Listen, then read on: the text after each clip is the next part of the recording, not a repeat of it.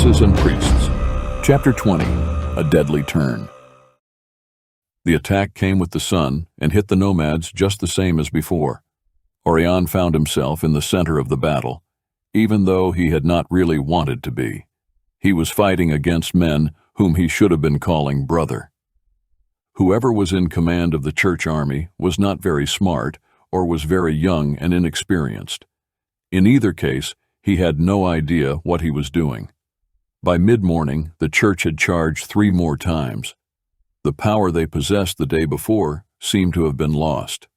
Maybe the church was suffering from having overused magic, and the cold was bringing the men down as much as the nomads were. "You know, I think they are stalling," Ivan said, as he took a drink of the broth that the nomads were passing around. Oirion looked back across the river as the legions were shifted into position for the next attack. Ivan was likely right. Someone was making an example of the men sent across the river. For whatever reason, they were killing them, wearing the nomads down without concern for the losses. Yesterday seemed a test, and today they were just pushing. "If they rushed again like yesterday, they could take us, and they have to know that." So why wait? Why drag it out? "Remove those they need removed," Ivan said. "They die, but not at the hands of their black-hearted master, just at his orders." Oirion drank the broth, feeling better for it. Almost as good as Tavier's, he said. "Ha ha ha ha. Ivan laughed. Tavia helped make it." Oirion smiled a little at the knowledge that the pretty woman was still around and doing her own part. Her days in the camp also allowed her time to see to the packs of the others and prepare them for the next leg of the journey. Shortly after he had finished his cup of broth, a section of the spikes came down, and Oirion found himself fighting to protect men who were trying to re-raise them. From this position, he could sense that the small nomad army that had crossed the river days before had attacked the church on the west side, just as the 4th charge of the day hit the river. He was too busy to see what was happening, but he was aware of the fighting across the river. Once the spikes were back up, Oirion worked his way back to the ford so as to stay close to Ivan. He found himself fighting in the river, up to his waist in the water. He was far more skilled than most of the men that he faced, and he lessened their numbers a great deal. The work of fighting in that much moving water, though, was taking a toll on his back. The pain was starting to make his swings go wide and his feet slip. He tried more than once to retreat, but simply could not let the ground be lost. He dare not use magic, as he knew he was already strained in that area. He was losing ground despite his skill. Many saw it and pushed in to take him down. His feet went out from under him, and he went under the cold water. As he did, he jarred his back bad enough that it forced the air out of his lungs.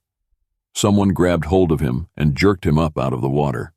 Struggling, he found his feet, and then saw to his surprise who had aided him. It was Revan. Oirion didn't have time to say anything as churchmen surrounded them. Revan turned and, swinging his arms, shouted a dwarven spell. He sent it slamming into the river, creating a wave that washed out from them toward the churchmen, sending them all under. Revan leaped at them, swinging his axe with wicked speed and skill. Oirion moved to keep his brother at his shoulder and fought beside him, as he would have fought beside Jaime. They were both of the same kingdom and trained in the same style. With the past months of working together, it only took a few strides for them to match speed and motion to become a deadly team. They pushed forward, opening the way for many nomads to fight alongside them. Tavia caught up the hem of the dress the nomads had given her as she ducked into the tent that the men had been given. Since her own clothes had to be washed, she had little option but to wear the dress. Shannon was there, alone and kneeling at the pack that he had set on the floor. He glanced up at her but looked again, seeing her in the long, dark woolen dress. She knew it fit her well but did not think for a moment that he looked again for that reason. He likely thought it was a sign that she thought they were staying, she reasoned. "Is Revan all right?" she asked, hiding her surprise at seeing him there. "And the others? Everyone is all right?" "Yes." "Where?" she asked, looking around for them. "When did you arrive?" "Not too long ago. They have gone down to get Oirion, Ivan and Theo. You should change into your own clothes if you intend to go with us." Tavia felt her heart drop.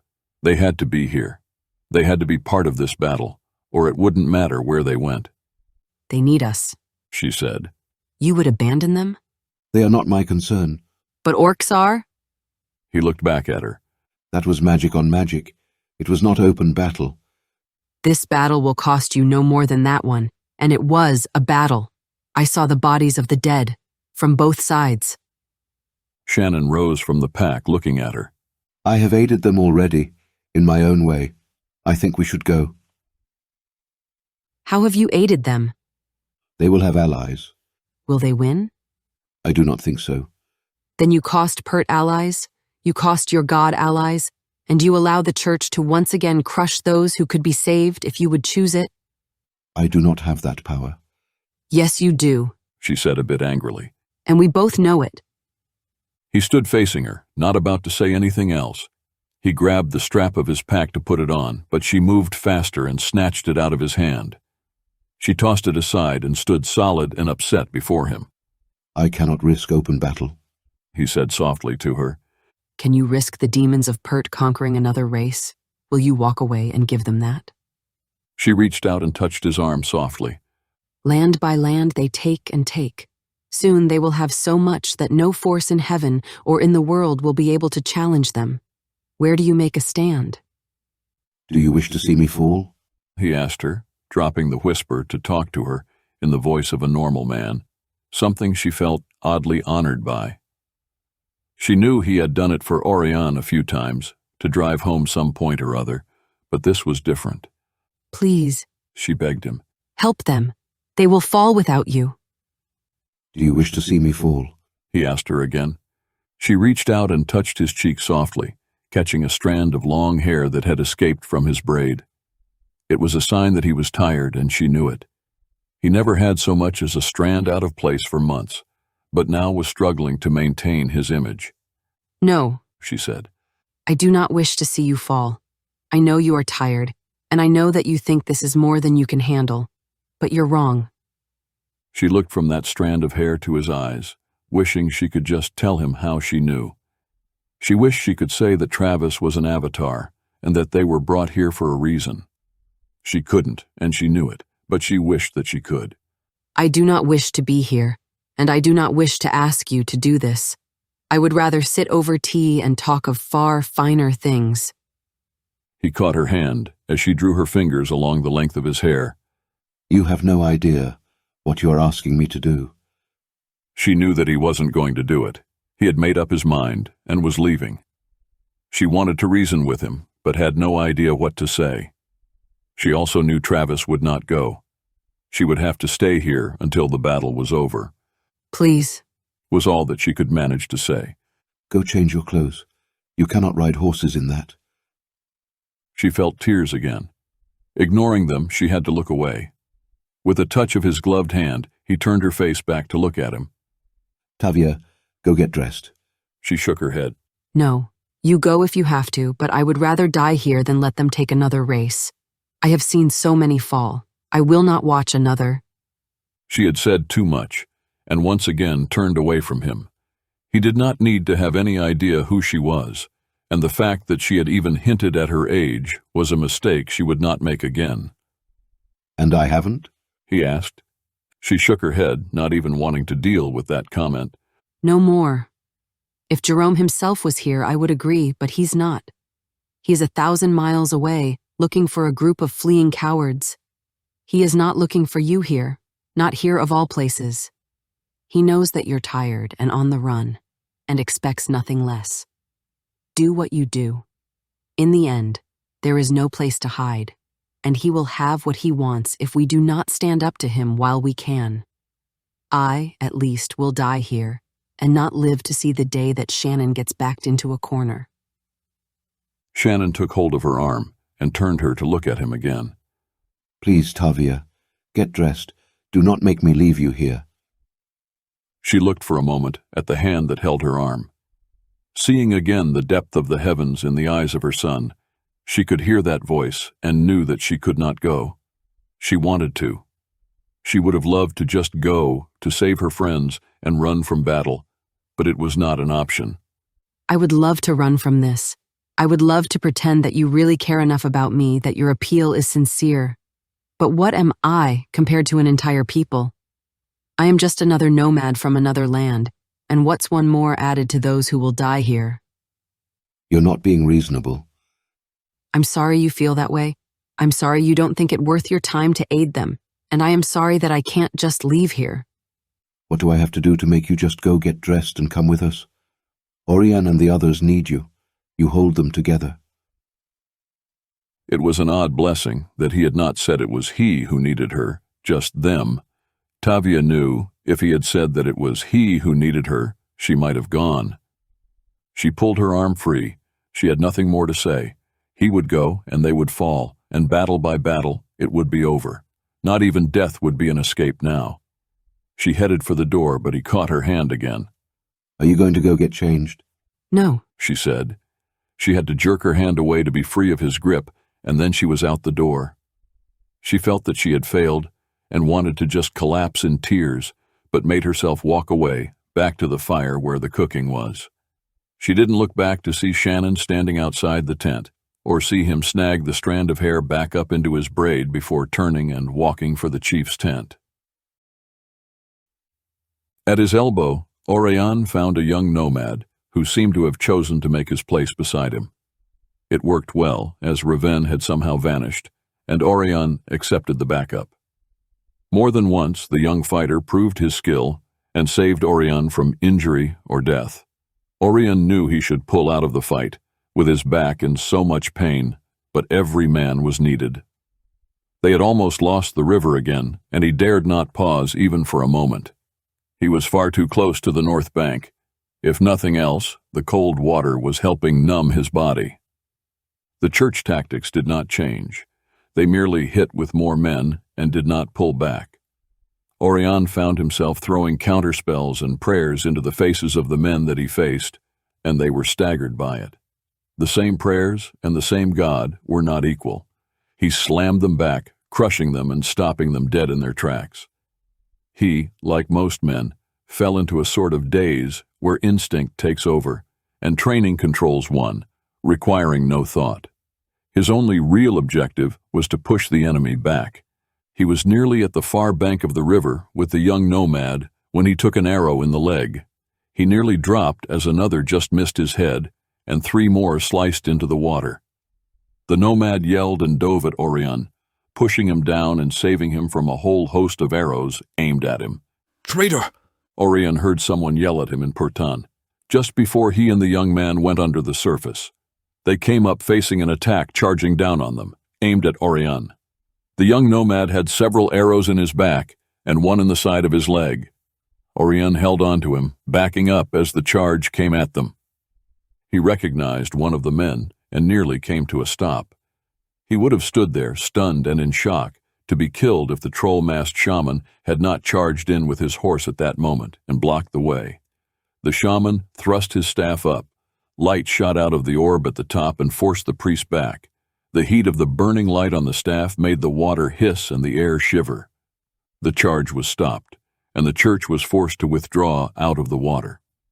Oirion stood, holding the young man who had saved his life. On the far bank, he could see Jean standing there, battle-soaked, looking at him. Of all men Oirion had thought to never see in such a place, Jean was such a one. He was a great hunter who had run a route that overlapped Oirion and Jamie's for almost a decade. Jean was one of the few men Oirion might have thought of as a friend. His gut twisted in an odd sort of pain and illness.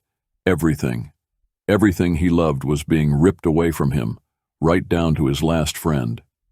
Oirion, He yelled. you're a traitor. You're on the wrong side of the river, Jean. This is not God's will. This is not what you vowed. Oirion roared, rage boiling up in him. Not only a priest, but a man he knew. There stood a man he had stayed with, a man he had eaten dinner with and played cards with. There stood a man who knew Jamie and had fought alongside both of them. What was he thinking? Could he not see what was going on? Get him out of here! The shaman yelled at Oirion. Oirion took a better hold of the young man and sheathed his sword. He helped the injured nomad up out of the river. On the bank, another man helped to carry him up to the yellow dome tent where the healers worked. An old woman tended to the young man, while a younger woman came to see to Oirion's leg. He had totally forgotten about the arrow in his own leg. He hurt so much everywhere else that the arrow didn't feel all that bad. He half swore. He knew what the barbed ends of the arrow looked like and why the church used them. They never came out clean. The young woman put a stick in his mouth, and he could taste some sort of drug on it as he bit down. He was curious if she was even going to be strong enough to pull it out. However, pulling it out was not her plan. Instead, she cut his pant leg open with one knife, then took another blade out of the heat of a small coal box and stabbed his leg at the arrow, cutting it open in one neat, swift move. She was so fast in her work that he barely had time to yell. She pulled the arrow sideways and held the cut open, neatly lifting the barbed head out of his leg. There was no tearing and no mangled meat. She set the arrow aside before she began to stitch up his leg. The drug was working, and all the pain seemed to melt away as he grew more and more tired. She helped him lie back as she finished her work. Oirion lay in the tent after she was done, his body resting and healing in a way he had only felt when Jamie had worked on him. He stared at the domed roof and wondered that with so much that he had been taught turning out to be lies, maybe there was more to the vampire thing than he was being told. Maybe Jamie was still Jamie. Maybe he could be saved. The woman helped him up from his half-trance musing and offered him new pants that were not torn. They were thick wool and had pockets full of odds and ends. He accepted her help to get them on. She belted the sword back on and smiled a little. Oirion saw the young man who had been wounded, saving his life. He lay in the same trance that Oirion had just lifted out of. He was alive and had enough color to his cheeks that Oirion felt certain he would be all right. He ducked outside to consider where to go now. The sun had begun to set, and there was a brief pause as the nomads had managed to push back the invaders. The cavalry of the nomads had made it across the river and over the piles of dead in a valiant attempt to get at the wizard priests on the other side. The gain didn't last long, though, and the nomads were again pushed back to the river. Oirion was headed back to the battle zone when he saw what had moved the church to pull back and give them this moment. From the south came the real army of the church. An army purely of clerics and paladins had begun to arrive. Thousands of men that rivaled Oirion and Reven in power and experience were moving into place. They were coming to do war on a scale that Oirion had never imagined. The nomads had just gone from a losing position to utterly hopeless. Oirion stood in nomadic clothing on the hill and could do nothing but look. For one moment he again wondered if this was the side that was right. If so, why had God abandoned them to let them die like this? He almost felt his heart consider going to the other side when a breath of wind brought a reek of rotting flesh. Thousands and thousands more marched in from the east flank of the great church army. There were even more of them than the new legions of power that had arrived while he was being healed. He watched in horror, and his stomach turned as the nomads pulled back and rushed across the river, back to their hill. The noble warriors of the plains gathered in a strong line as the marching horde revealed itself. This new mass of bodies and weapons gathered against them was made of zombies, not just a few, but hundreds of thousands of them. "Dear God," Theo said, as he pulled in beside Oirion. He pulled his troll skull mask off and looked at the approaching army, startling Oirion. Oirion forgot about the battle, the army of churchmen. He forgot about the zombies and the nomads, and for a moment just stared at his friend, as if Theo had become someone else altogether. His mind tried to reconcile the timid and quiet Theo with the master shaman he had seen time and again in the battle. Theo was a sorcerer. Not just a wand-waving clown, but a true sorcerer, as the powerful magi of old, a truly adept sorcerer. The word just kept turning in Orion's head over and over. Sorcerer, sorcerer, sorcerer. Reven ran up on foot and reached up to Theo. Theo gave him a hand and a stirrup to mount up behind him. The dwarf peered off at the approaching army. What in the hell? Raven swore in Dwarven. He did a quick double-take at Theo, but likely had not seen the man's power, and may have overlooked it anyway, in the face of what had arrived. Dave rode up with the nomads who had come up the hill last, after trying to secure the spikes and ensure the banks before they retreated higher up the hill. Where's Shannon? Revan demanded of the sailor. No idea. Dave said. Why? Look there in red next to the bishop. Look, Dave. Dave looked, squinting to see the man in red leather that was riding near the bishop. He felt his stomach grow cold. He heeled his horse and galloped up the hill to the nomads to see if he could spot Shannon. What? Oirion asked. Raven almost told Oirion that it was the same vampire that had taken him in the forest but stopped. Maybe Shannon was up to something. Maybe he hadn't actually betrayed them. He bit his tongue. Let's get up to the hilltop, he said. Oirion hesitated, but went with them to join the regrouping men. On the top, in the mass of men, Dave spotted his uncle and went at him. Shannon was on foot and didn't expect to be attacked. He was holding his side when David punched him in the jaw. Shannon actually staggered from the force of Dave's punch. He looked up at the furious man. What is that? Dave yelled, dropping into Perton. That looks a lot like you betrayed us. Shannon straightened. He had stopped the bleeding where he had been stabbed, saving the nomad High King, but being jarred didn't help, and it still hurt. He rubbed his gloved fingers on his palm to wipe the blood off, restraining himself from slamming Dave to the ground. What did you do? Sit down and compare notes? You let him live out of professional courtesy? Shannon barely stopped his fist from backhanding the young man. He was under enough strain and didn't need Dave attacking him. He fought to hold his own emotions in and hide the stress he was combating. He understood that in a normal situation, Dave would consider his words more carefully, but the strain of the trip was catching up with even Dave. It didn't help men stay calm seeing this fight break out in the middle of a hopeless battle either. He understood enough to forgive the young man, but it did not please him in the least. You lied to me, Dave said, tears in his eyes. I stood up for you to all the others, assured them over and over to trust you, and you let him live. He steal your soul. He buy it, promise you things, tell you some secret. What? If you were any other man, I'd kill you for that, Shannon said in a deadly cold voice. How dare you accuse me of betrayal? You jump at me and are blind to what is before you. A vampire and the church are in allegiance against these people. You forget the fact that I'm on this side of the river, and you are so ready to think that I have fallen, before you even begin to think that, maybe, I know more about what is going on than you do. Dave's words had hit him harder than he had thought. It made him far angrier than if the same words had come from anyone else. I see a man who was at your feet, a vampire who tried to kill Raven and who attacked you, and he's out there, alive, Dave said, his anger carrying him right into Shannon's face, barely inches away from the tall Perton. I have seen you crush men for the slightest offense, but a vampire attacks you and you let him live. What am I supposed to think? I think that he won and you lost. That's what I think. I just want to know what bought the coldest soul I have ever met. Shannon took the young man by the front of the shirt, jerked him over until they were almost cheek to cheek, and whispered in Dave's ear, You are painfully young, David. You are not thinking, and you are not listening to your father. Watch, David.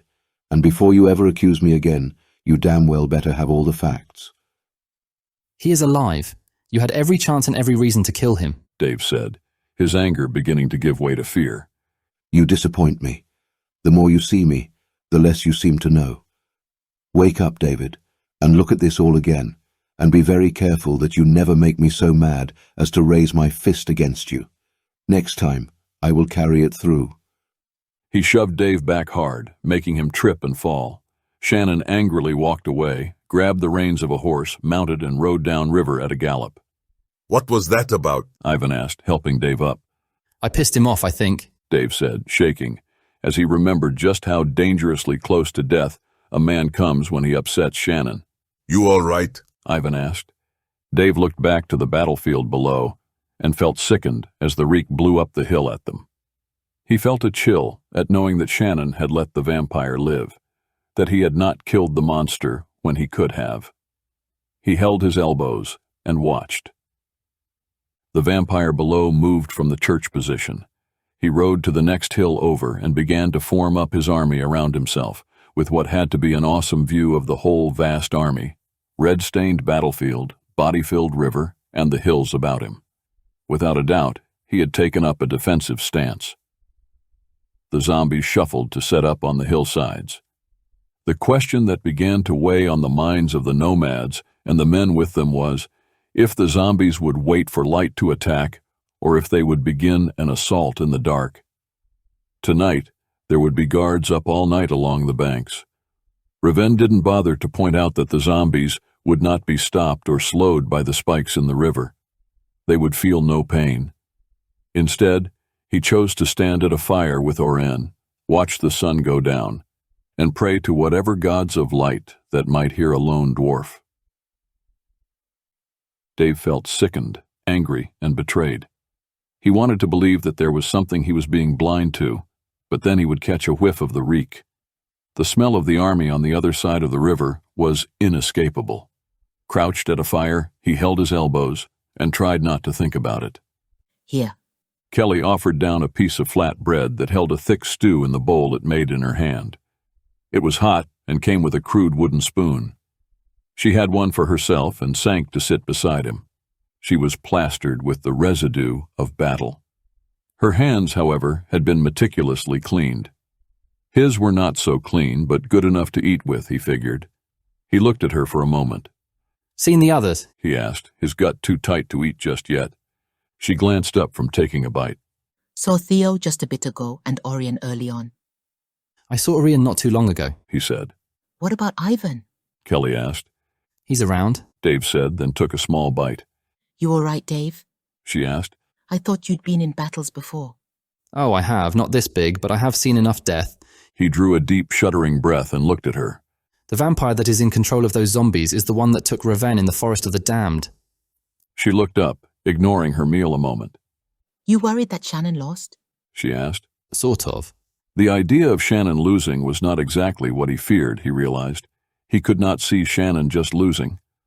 Kelly half smiled. Forget it, Dave. There's no way Shannon lost. Not to someone as weak and sloppy as that vampire was. Eat. You'll see. Sloppy was not the word he would have used. That vampire had nearly taken both him and Raven with barely an effort. Either Kelly had no idea about how vampire power worked, or she was so potent in her own powers that she could have stood where he and Raven fell. Dave picked at the food until his body decided it was hungry. He said nothing about it, just ate the meal she had brought. After they had eaten, they moved to find a place to sleep.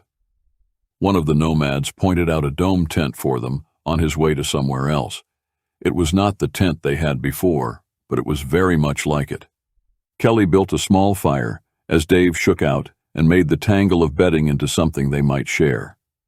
He was definitely tired, and the sleep would do him good if he could get any.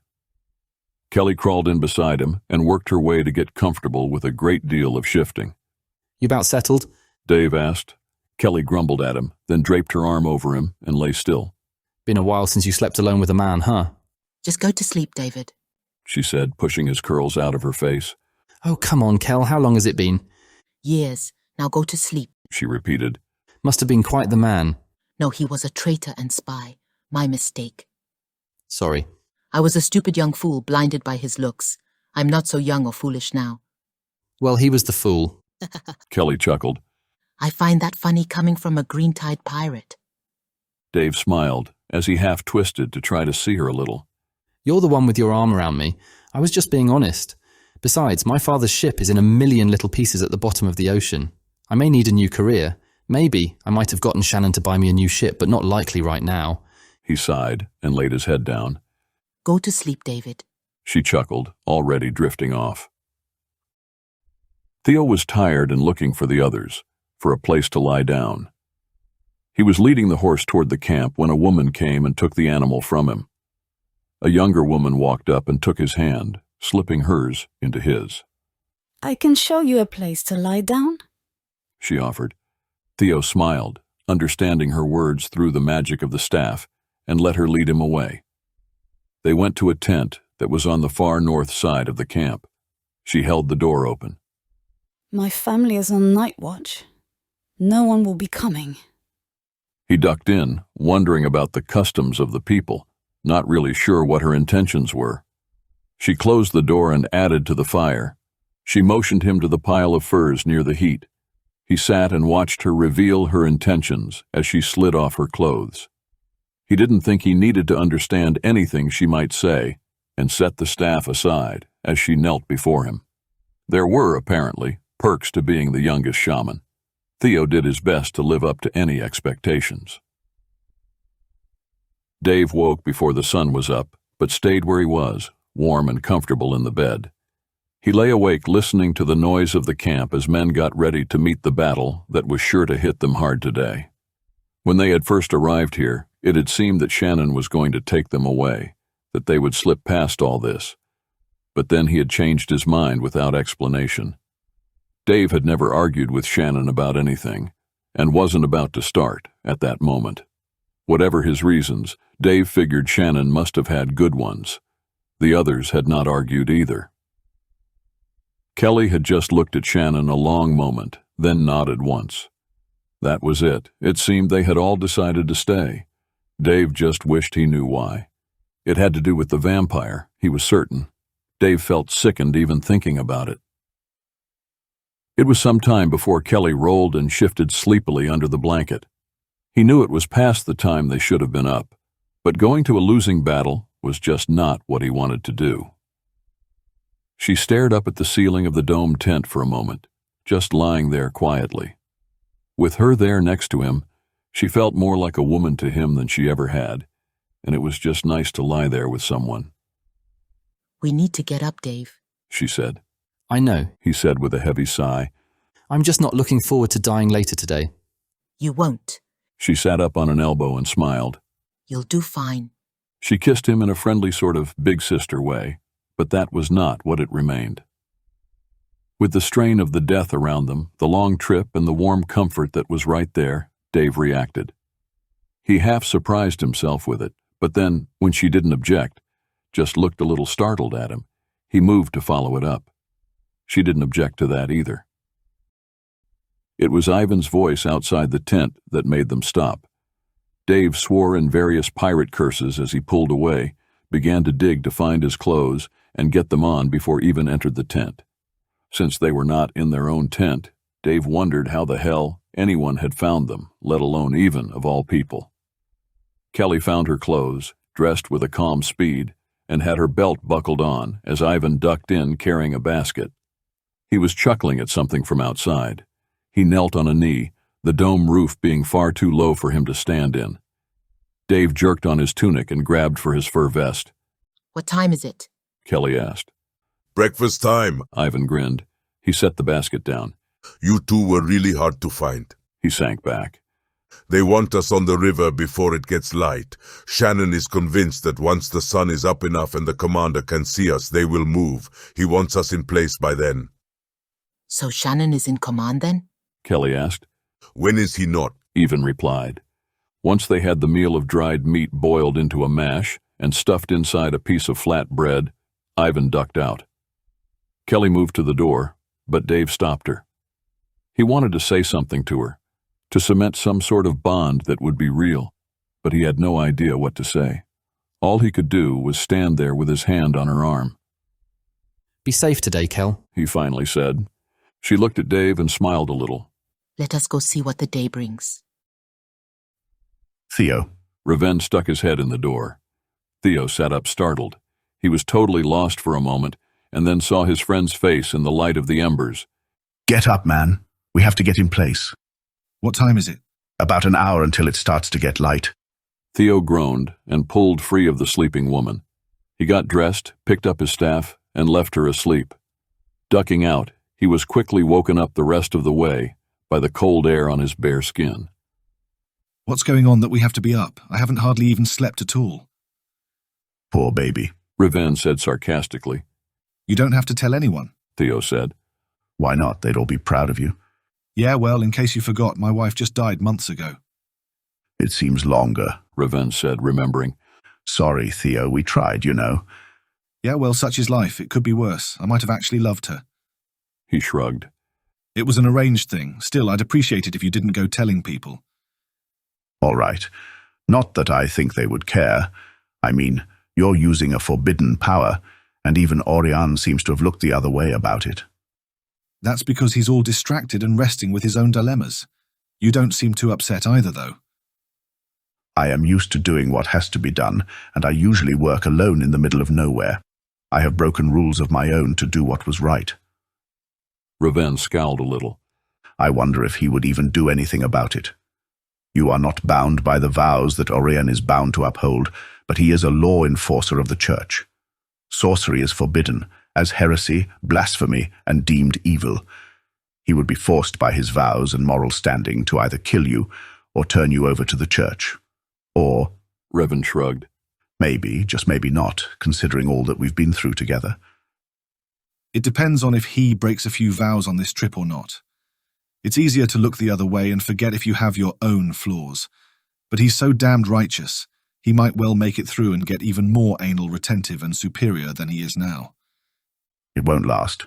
Shannon has been pushed to the limit as it is.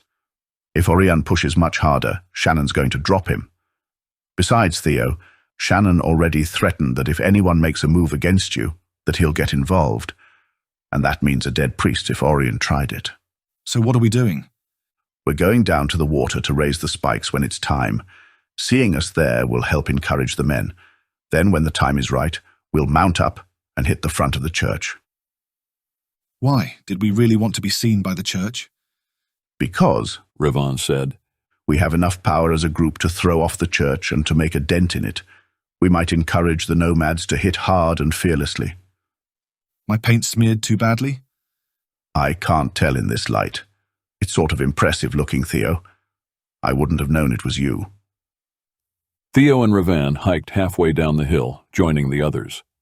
As the sun rose, they tried to see the location of the enemy, but they couldn't see through the fog that floated off the river, making the whole valley a white blank. The cold chill of winter seemed to be replaced by the sudden cold damp of spring. Oirion and Raven both knew that it was a result of the magic from the day before, which was already beginning to affect the weather. Local energy was beginning to be thrown off. Not that any energy in this place was stable, but it was certainly less so now. From his lookout at the top of the hill, Shannon could see the great army massing below. The size was impressive. The sheer power gathered was far beyond what would be needed to crush these people. He was still here and had offered to aid the chiefs for Tavier's sake, for the conviction he had felt in her when he touched her. She knew, beyond any doubt in her soul, that he could turn the tide of this battle, and thus the entire war. It was one thing when it was just legions against the power and skill already on this side, but now he turned to the chief at his side. There is more to this than just land claim, he said. They want us gone, the man said simply. Shannon wasn't about to accept that. You need to tell me what they are after, or I am going to leave, Shannon said. I will take my people with me when I go, and I will take them by force if they try to stay with you. He had convictions as well, and was not leaving them here to be taken by this battle. The chiefs clearly were not going to say anything and got rather stone-faced. The oldest, the high chief, put his hand up. I think you know what it is they want, and I think you know it is we who were charged to guard the secrets of it. It is not us they want. It's what we have knowledge of. Shannon looked at the old man. His eyes, nearly hidden through the crinkle of sun-beaten skin, were not black like the others, but were blue. He had long white hair, tied in little braids, knots and beads. Feathers fluttered off his shoulders, many tipped in gold. The old man had power, but hid it well. Shannon debated drawing two worlds together. You're the gatekeeper? Shannon asked softly, in imperial Perton. Not I, but I guard him. Shannon looked back to the massive army that was preparing to wipe out these people and steal the greatest power stone the world had ever known. The power within it would be enough to make a man into a god. Tavier was right.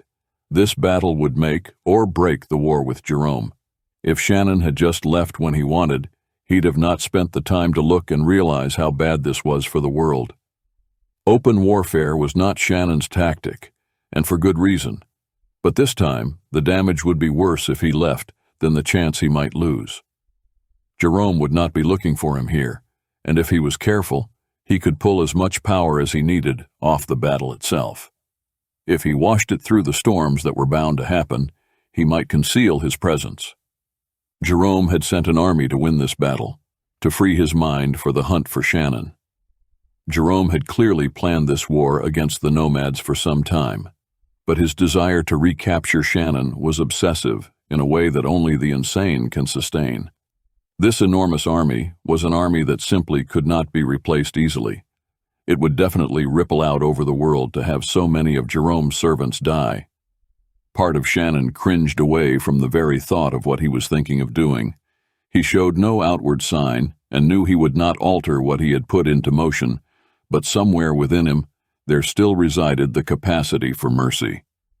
"I will stay then," Shannon said to them, his eyes looking out over the massive army. "But you will have to trust me and fight this my way." "Trust you? We do not know you, and you do not smell of the light," one of the chiefs said. "You are as likely as any to betray us." "You cannot stand without me," Shannon said. "What would you have us do?" the old chief asked. "Form your men up and hold until I give the command to charge." "Just hold. How do men hold against zombies?" "Hold," Shannon said firmly. "and forgive the effects that will wash over the land. This battle has only just begun, and will get very ugly before the end. I'm sorry, but I cannot allow him to have the barrier stone." The old chief bowed his head. "As it was said you would." He nodded and turned. He walked briskly back to camp with a firm, strong step. The other chiefs faltered, but accepted it.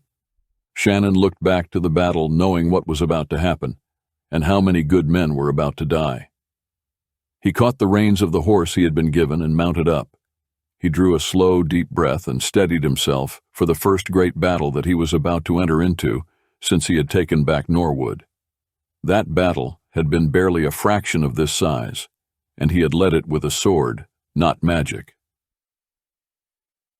Below, Kelly stopped and nodded back up the hill to where Shannon was with the leaders of the nomads. He was easy to spot in his black. Whatever argument they had been having was settled, and as always, Shannon won. He calmly sat on his horse looking out at the enemy with the nomad leaders sending out orders. Kelly watched a moment before the whiteness of the dense, wet fog obscured her view and left her to wait with just her friends. After about 20 minutes of waiting in the cold, through the fog, they could hear the massive army gathering before them. But when the fog began to break, and they saw it, their stomachs dropped. The immense army had moved toward the river and stood in colossal formation, looking as fresh as ever, even more so than before the first battle. The nomads could only stand and watch, shifting and stomping to stay warm, breaths steaming in the bitter, cold morning air. The zombies formed into 3 rows between the church and the river so they could cross first. The Red Army formed up into the fine, detailed lines of the legions. From their vantage, everyone watched as one of the bishops gave the orders for the zombies to prepare to advance. Everyone braced for the horrific fight about to walk at them with the cold quiet of the dead. The zombies began to march forward in 3 rows, lining the river, one end to the other. There was a pause as each line came to a standstill. For one moment, they all stood facing the nomads. Then, in unison, every one of them in the back row turned fully around. They faced the church for a moment, and then began to chop into the ranks of the church army. They marched forward, wreaking havoc and killing those who thought them allies. Priests stumbled back in shock. On the eastern hilltop, the vampire lord had raised a shimmering red shield of blood magic and ancient wizardry that shimmered with a hint of sorcery. It was hit almost immediately by the priests. Lightning sparked off of it and burned a number of zombies to ash. Strike after strike slammed into the shield with explosive power and concussions that could be felt through the air. The screaming and disorder that followed was sickening to all of them as the zombies turned the tide of the battle. Stunned and shocked, the nomads watched the zombies walk over the army of the church, the first row pushing them back with brutal force. The North Shore was utterly silent as the zombies drove into the newly arrived power of the church. White magic was built up in a great mass, lifting over the church army, and then sent to slam into the zombies. Even the nomads could feel it, but as it came crashing down, the power of it hit a wall of dark energy that exploded into a black mist as the two magics made contact. This great black mist seemed to roll out of the air above the ranks of zombies and showered the church army before them. The ranks of men that it hit fell screaming. A few tried to lift their own magic shields, but the shields shattered with little effect. It only made them die more slowly. Kelly looked back up the hill, shocked. That was a lot of power, Oirion said softly. Oh my God. Riven gasped. He looked at Dave, who had gone white. The two men looked at each other, and both had the same thought. Nothing could control a vampire with such command, but a demon, or a more powerful vampire. They looked back as the vampire zombies continued to wreak hell on the army below. The nomads were as much in shock as anyone.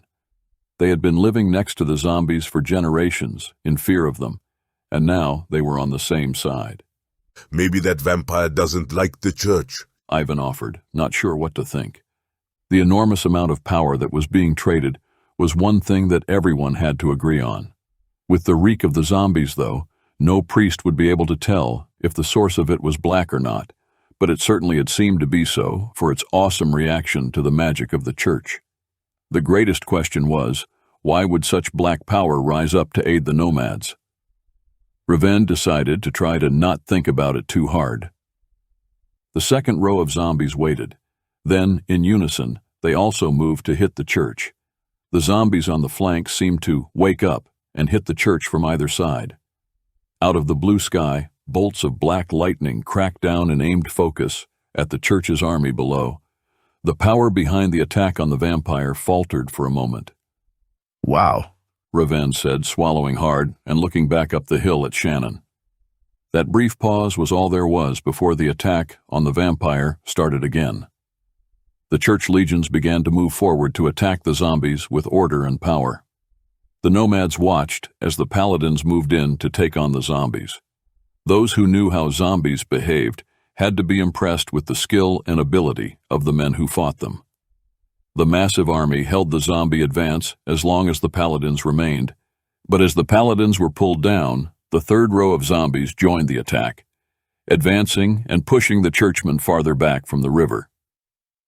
Clerics moved to attack the undead before them and tried to maintain what the paladins had begun. The nomads remained still and grim during the hours that the battle went on.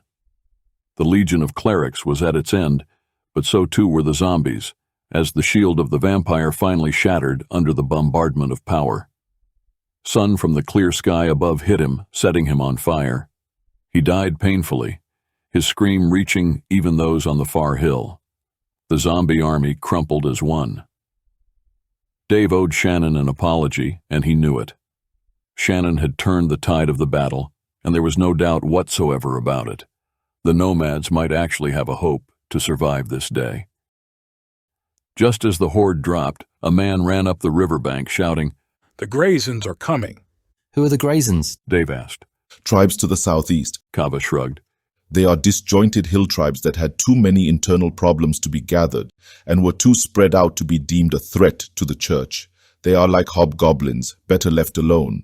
Not worth the effort to hunt or kill. This is good news. We might just win the day after all. They are powerful horsemen and runners. The church was stunned and rocking in the shock of their losses. The nomads had time to catch their breath and try to warm up a little as the church army regrouped, began clearing the dead, and moved into formation for another attack. I can't believe they're going to attack again today, Dave said. Those who fought are dead or dying. The others are rested, Kelly said.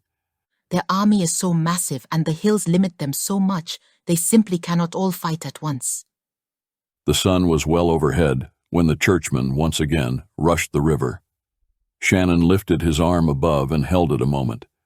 His hand flashed with power for a split second before a shooting star seemed to fall, streaking downward from beyond the sky itself, from the very reaches of the universe, beyond what even an adept wizard could reach into.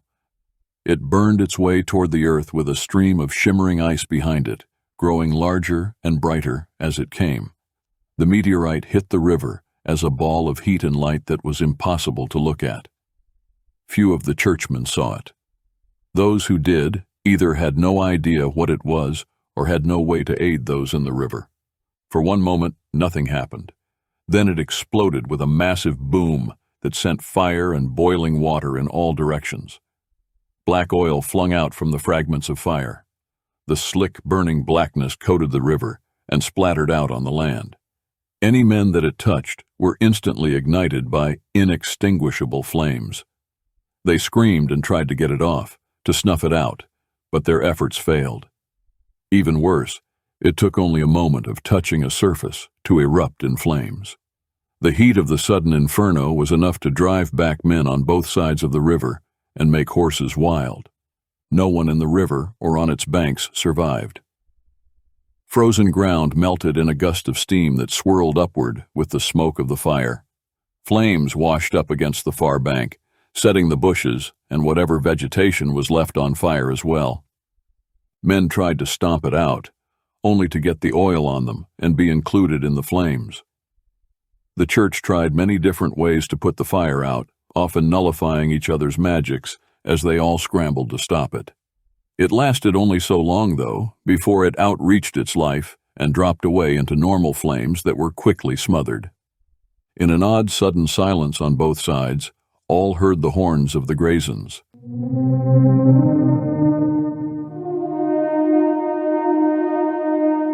Low, long calls echoed from east and west, calling back and forth to each other before drums began to beat. The nomads cheered with the knowledge that the Graysons were about to attack the church. Battle erupted as the Grayson men attacked the unprepared flanks and rear of the church. The order was given that the spikes were to be dropped, not that they were likely to have survived the hellfire in the river anyway. From the top of the hill, a nomad chief whistled through his teeth, and the cavalry rode up over the hill behind the men who stood on the exposed slopes of the nomad's side of the river. Once in line, the high chief raised his arm, and the men of the prairie roared against the invaders. All at once they began a charge. The nomad men on the river's bank ran to get clear of the great thundering wall of horses. Children and women were already running down the slope with horses to hand off to the men on foot, allowing them to join the charge. Oirion and the others of his company scrambled up on horses. Once mounted, they joined the forward rush. There was little that could stand up to the full charge of the nomads on their great horses, certainly not the broken line of the church. They hit the river with a crash that sent waves across the river and up over its bank into the men on the far side. A great shimmering shield was slammed up between the riverbank and the churchmen with a crackle and flash of power. The great shield might have caused the charge to crush itself upon it, but the shield was hit with a power that exploded it back onto the men it was meant to protect, sending many flying into their comrades.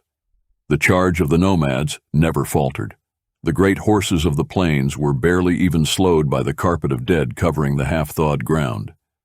The army of the church tried to hold, but without time to regroup, they were not set up for such a charge, and were crushed under the hooves of the nomads' first full offensive. A wave of fire streaked out over the churchmen toward the nomads and threatened to rain down on the camp itself. Shannon stood in his stirrups and raised his hands. The wave of fire swirled as it was hit by a great wind. The storm above began to seethe as his will fought against the collective will of the church. The sun and blue sky were lost to the churning sheet of fire and the black clouds that were beginning to boil and swirl off of it. As Shannon gained power over the fire, he forced it back over the army of the church. The magic within it began to fall apart and slammed down on the church that had created it. The church had sent the wave of flames at the nomads, without any seeming regard for the reality of such a battle or the risks of it. They took most of the damage, but the entire battlefield suffered for their arrogance and foolishness as the fiery rain of magics fell to earth, burning the men it fell on, and setting 1,000 small fires.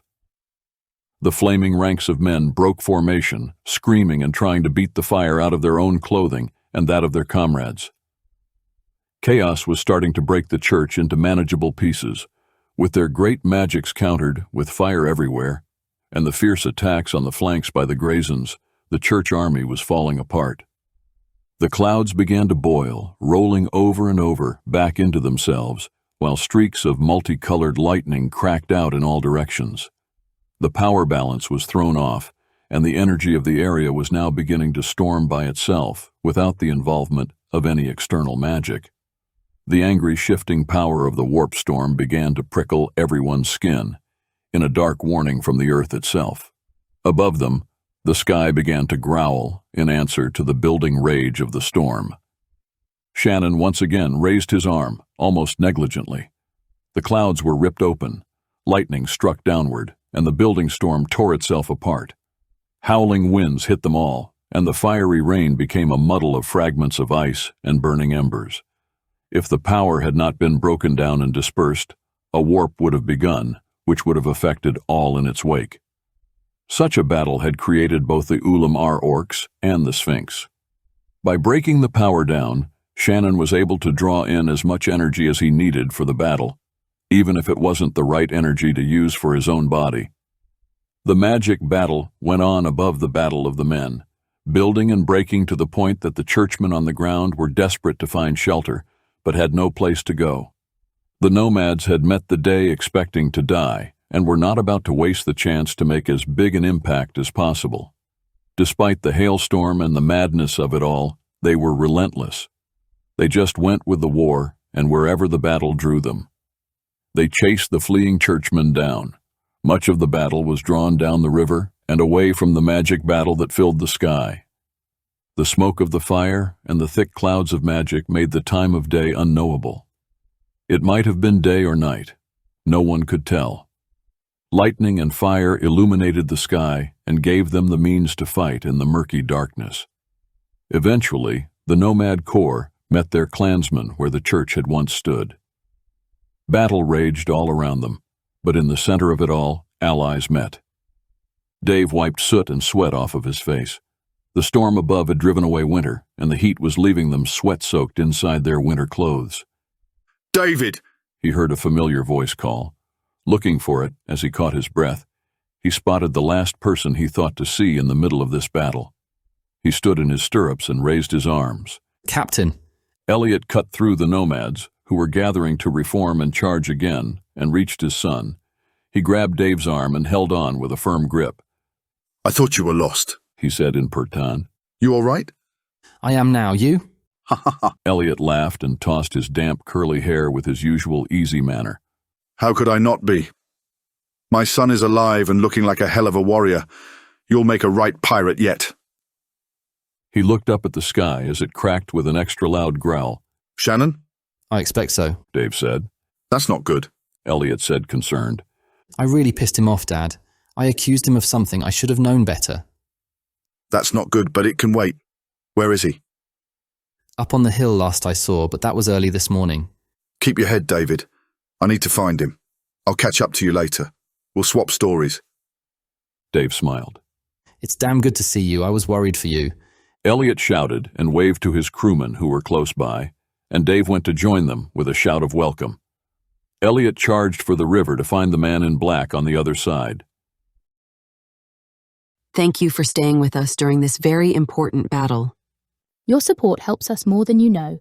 Please like and subscribe to our channel.